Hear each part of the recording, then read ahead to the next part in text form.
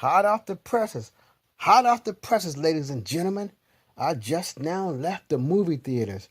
I've just now seen a picture called Brightburn. It started at 7:25 and ended, I think, around about 9:30. So yes, instead of waiting for the next day, I'm going to give my little personal take on it right now. Now, I can say this. I've been reading comic books for over 30 years. One of my favorite books was, you guessed it, Superman.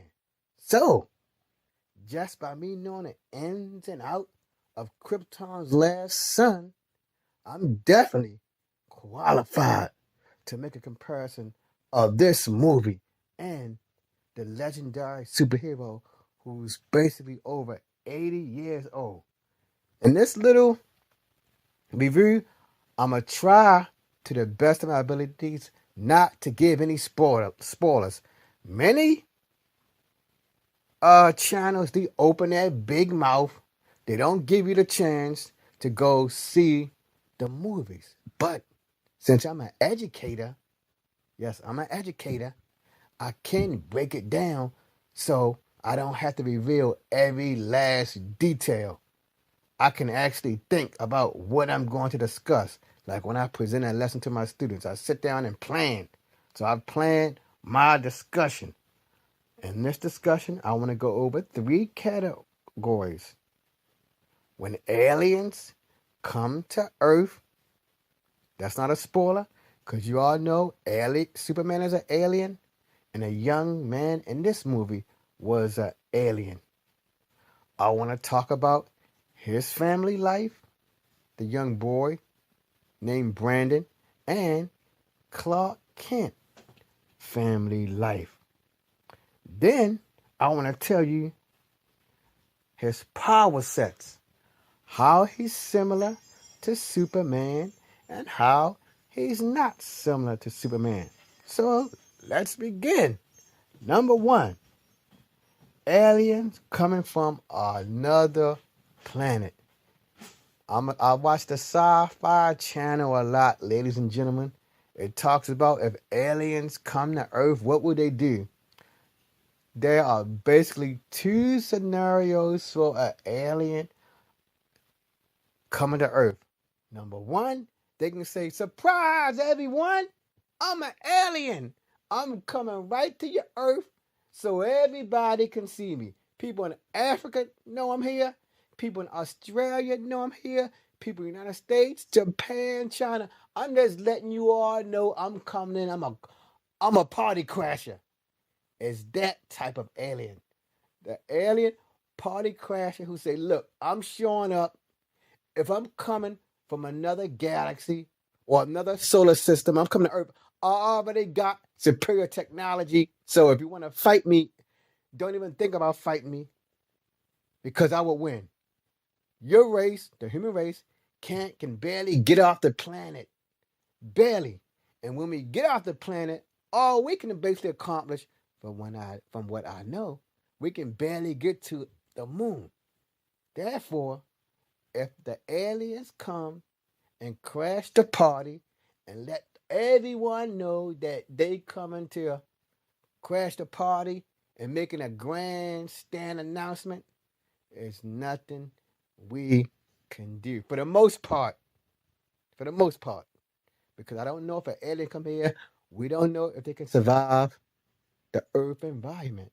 But of course, if they have interstellar travel, they definitely can make life support suits that come here. Like we have support suits to go deep diving in the ocean. So if the aliens couldn't take our environment, they would probably have, if you saw many sci-fi movies, they would have their own specialized spacesuits. So that's the first case. The alien who come knocking on the doorstep or who kick the door open and make a grand entrance. If they come, nothing we can do. They either coming in peace or they coming to take over. And for our sake, we better get on our hands and knees and say, if there's an advanced alien life that's coming to Earth, we better get on our hands and knees and pray that they come in peace. Because if they come in not in peace, we will either be their food, their slaves, or their entertainment. Like we have dogs and cats for entertainment. They may have us for their pets and watch us fucking, or watch us having sex and breeding us. They might say, I want to breed two blacks together. I want to breed two Europeans together to get a purebred. You breed two Africans together, you get a purebred African. You breed two Japanese together, you get a purebred Japanese. Some areas might say, I don't want a purebred. I want a mutt. I want to mix a Japanese with an Australian. I want to mix a Chinese with an Aborigines. You get my point. So that's the first one. The second one type of alien is the alien who is covert. They plant spies, sort of like Superman. Luckily for us in the comic world, he's not a sinister spy, but he is a spy. He was implanted to live on Earth. He was sitting here by himself, like the young boy Brandon in the movie. He would sit here on the second alien scenario. We're going to send one person, let him infiltrate that race. Then, when we're ready, we're going to let him know he's an alien. We're either going to greet him peacefully or we're going to tell him to take over the planet because you are superior. So that's it. The second one. The alien who's sent here to live among us. And when they live among us, they get the code at a certain age to let them know that, hey, you're an alien. You're different.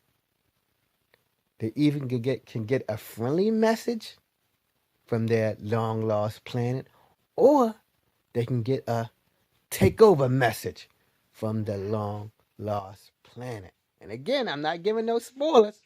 I'm not. I'm just breaking it down. My second case, the family life.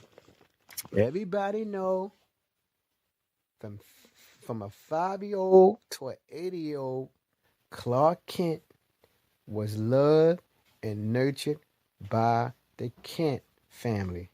In this movie, the young male, Brandon, he was loved and nurtured by the Breyer family. Superman and Brandon had two parents that loved them.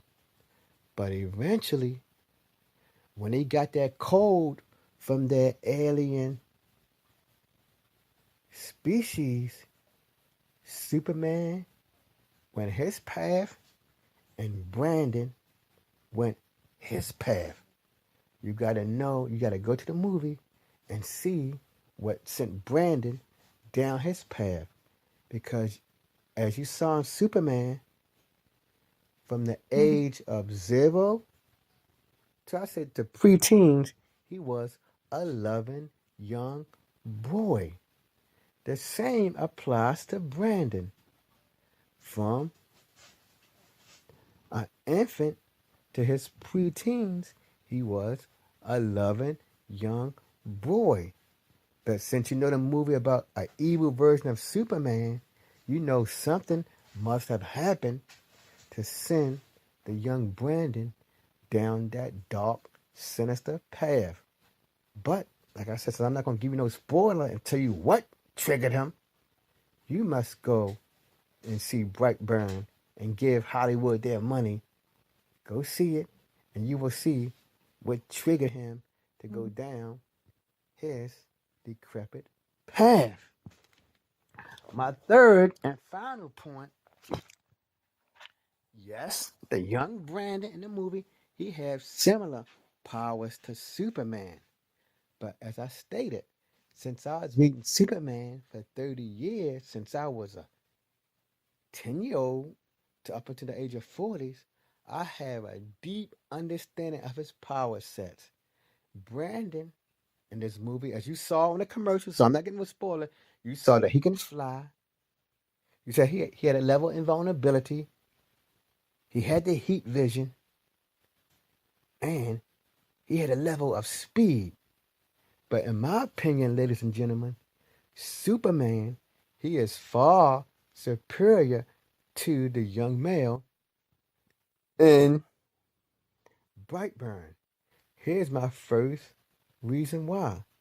If you ever saw the Superman movies made in I think 1978 with Christopher Reeve in it, Superman, as a teenager, he kicked a simple football. Yes, if you remember that scene when he was the water boy for his school football team, he kicked a simple football.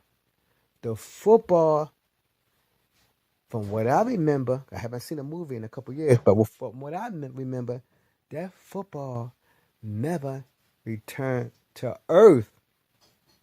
That was a simple football. In this movie, Brandon, he basically tossed an object, like paying homage to that Superman movie. But when he tossed his object, the thing only traveled about, let me see, I'd say 200 meters, and it came tumbling back to Earth. So power-wise, Brandon is nowhere near the strength level of Superman. If you ever read the Fantastic Four, I put his strength level and invulnerability level at the level of the Thing. Just like with Superman, Brandon, like I said earlier, he had a degree of invulnerability. Minor things could not hurt him, like typical handgun bullets and etc. But we don't know how heavy ballistic missiles would affect him. You saw in a recent Superman versus Doomsday movie, not even a nuclear blast could kill Superman. I do not think that young Brandon in that movie, who's a scaled down version of Superman, could withstand a blast. I don't think so. Also, I noticed, yes, Brandon in the movie, he had the power of flight. He did. But not once did I hear him make a sonic boom. Never in the movie did he make a sonic boom. Therefore, from what we saw of his flying level and speed level, it seems that his is under Mach 1. If you know about Superman, and you definitely saw that Superman movie in 1978 with Christopher Reeve, you saw his speed was immense. He flew around the Earth 50 times in like a second. 1 second he could fly around the Earth 50 times. So Superman had superior speed than Brandon. Also, I think while Brandon did have that heat vision, it was formidable. It was. I really can't say who had the greater heat blast, him or Superman, because he was able to use his blast, as you saw in the commercial. So it's not a spoiler. The greatest effect of his heat blast was in that commercial when he was cutting through that meat packing door. So I cannot say his heat vision is less than Superman. He did that cutting through that door, and he had another feat with his heat vision. But you have to go to the movie and see what that was. Also, like I said earlier, he had the basic Superman powers: the heat vision, the flying, the invulnerability, and the speed. But nowhere in that movie did it seem like he had X-ray vision. He did not have that. He did not have X-ray vision. Nowhere in the movie did it seem like he had super hearing. He did not have no super hearing. nowhere in the movie did it seem like Brandon had super senses of smell, nor did he have enchants. Like I said, X-ray vision, but Superman can also see far. But I know in the movies they don't show that much with Superman being able to see great distances. They just show the X-ray vision.